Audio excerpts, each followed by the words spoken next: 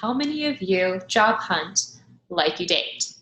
Hi, my name is Rhea, and I am HopeForge, a evidence-based digital creator and coach. And today I am here to talk to you and give you basically 1.5 tips on how to make a good decision on what your next job will be, if you are lucky enough to have the choice between two jobs, or if you are thinking of leaving your current job but you're pretty stable and you're looking at your options. So first, I know there's a lot of advice out there in the world on how to choose the perfect job. And I'm going to be frank, most of it is overly specific and pretty garbage. And that's because it focuses on the averages of what is important to most people, and then it tells you that you need to focus on those things that are hitting the law of averages. The thing is there is no such thing as a human being that's actually average. We're all unique and driven by different motivations. And so at the end of the day, and I know this is going to be really unsatisfying, whether or not you are going to be satisfied in a job or in a situation is very much going to be up to you. So like Lear here right now is on my lap and cuddling, and because he is a cat and a cuddly cat, well, he's not happy right now, but that's what's satisfying to him. I'm going to give you a tip on how to parse through and assess what your needs are in a very simple and straightforward way so you don't feel super bogged down. And this is something that I use with clients. This is something that I've used with friends and family as well when they've called on me. And it is the roundup rule. So you are looking at a position and you are thinking, oh my God, it has all of these things that are so good, and it has some things that are super garbage, and it has some other things that I'm not really sure about, but then there's this other employer in this other position and I don't really know. And a lot of times you think with your head and then you try to push your heart in a direction, and it can be very difficult to get a real feel that's going to make you comfortable on where to go and what to do. So this is what you need to do when you are thinking about whether or not a job that's on offer is good for you.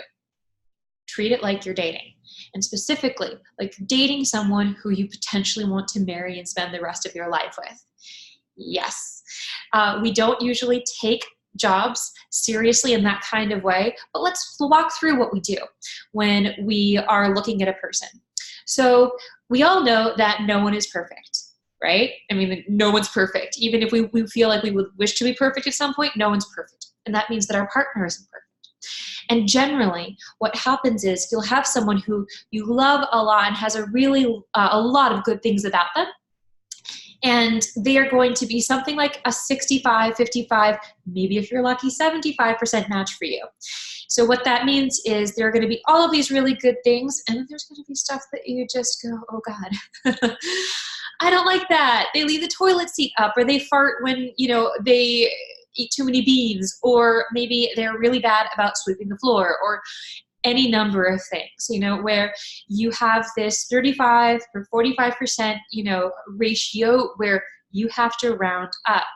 And even though they're not a perfect match, you're going to devote the rest of your life with them. And so what you're going to do is you're going to say, all right, well, I understand that 65% of them is amazing. And then 35% sort of sucks or is annoying, or it's just like, I don't really care about either way. And I'm going to round that 65% up. I'm going to do it with love. I'm going to do it with hard work. I'm going to do it with a ton of communication, right? But I'm mostly, at the very beginning, going to do it with honesty to myself and not put them on a pedestal that they shouldn't be on, because that's not fair to them.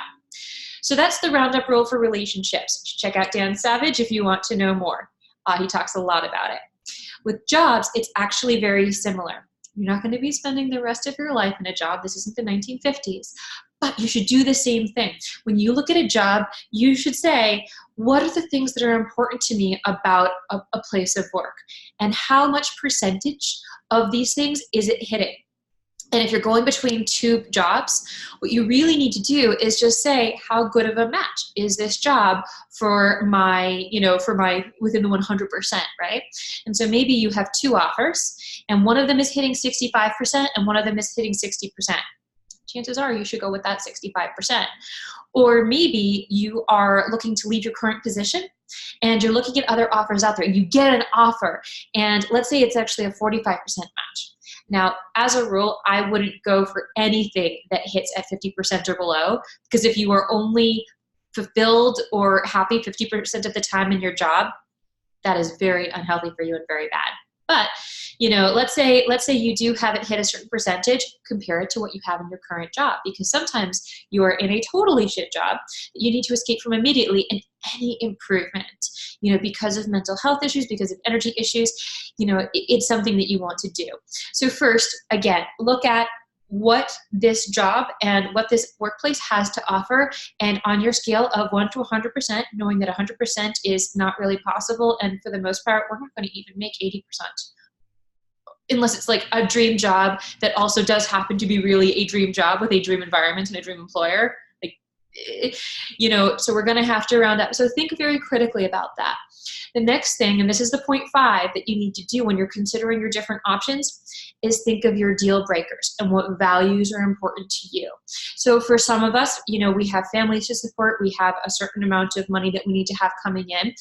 There is a baseline income that is a deal breaker.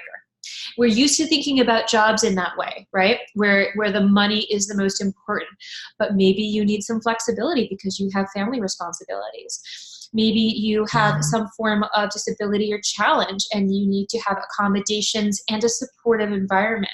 Maybe you're LGBTQ and you want to have a workplace that is not just accepting but supportive of your identity. Maybe you need to be able to do any number of different things, right? Geography, team environment. You know, I'm the kind of person where I actually love working in chaos. And so the more stable the environment, the more annoyed I get, which is very not how it is for a lot of people I know. So let's say stability is important for you.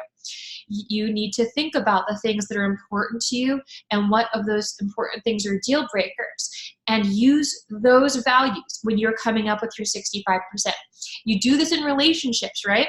So for example, in a relationship, it is such an important thing. If you know you want kids, if your partner doesn't want kids, then that is a deal breaker. That is a bad relationship, even if you really love that person. And sometimes there are going to be deal breakers for positions.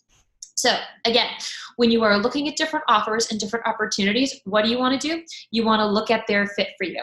Somewhere between, you know, 1% to 100%, and generally it's going to be from 1 to about like 70, 75% is much more, you know, realistic. What is their fit for you? All right.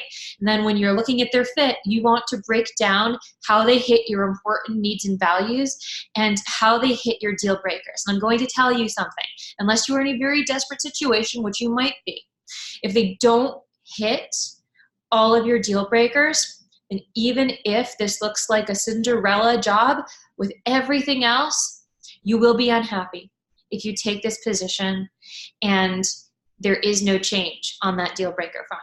So, see you in the next video. Good luck with job hunting.